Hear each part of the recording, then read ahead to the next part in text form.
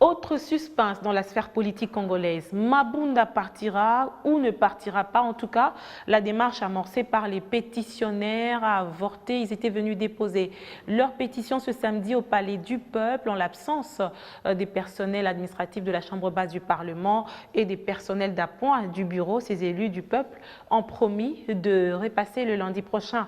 Mais ils ont aussi saisi la justice pour constater le fait. Entre-temps, du côté du FCC, ils dénoncent ce qu'ils qualifient de manœuvre dilatoire pour déstabiliser la majorité au Parlement.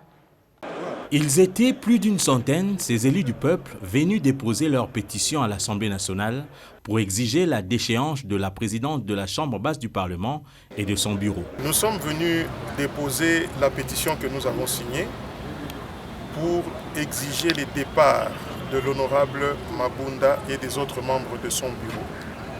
Parce que ce bureau, depuis qu'il est mis en place en avril 2019, ne fait que bloquer ou mettre des bâtons dans les roues dans l'action du chef de l'État, du président Tshisekedi, par rapport à ces réformes pour l'émergence ou le développement de la République démocratique du Congo. Les initiateurs de cette pétition disent avoir récolté 260 signatures. Mais c'était sans compter sur la surprise qui les attendait au Palais du Peuple. Tous les bureaux étaient fermés. Nous sommes venus pour déposer les pétitions que nous avons adressées contre les membres du bureau de l'Assemblée nationale. Et c'est depuis 9 heures, comme je le disais, que nous sommes ici. Mais nous avons constaté que tous les bureaux de l'administration ont été fermés. Et même les toilettes. Le personnel de l'administration a été chassé par le bureau de l'Assemblée nationale. Leur détermination était grande qu'ils ont fait recours à un huissier de justice pour constater les faits. Ces députés nationaux qui ne jurent que sur le départ de Janine Mabunda ne sont pas restés là. Ils ont remis à ces représentants de la justice leur pétition. C'est conformément aux dispositions impératives de la loi portant création et organisation de la profession d'huissier de justice en République démocratique du Congo.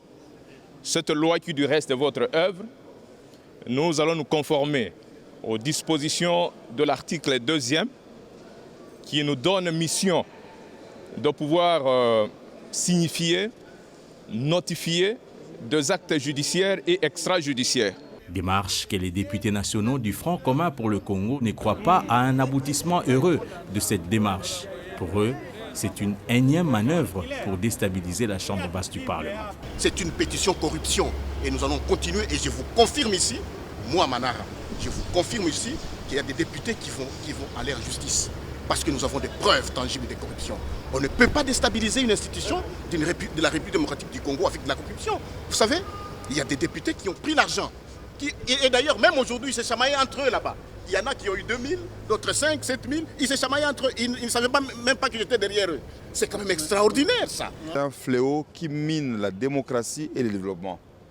Comment un parti politique ou des regroupements politiques qui veulent instaurer l'état de droit veulent arracher des décisions par la corruption?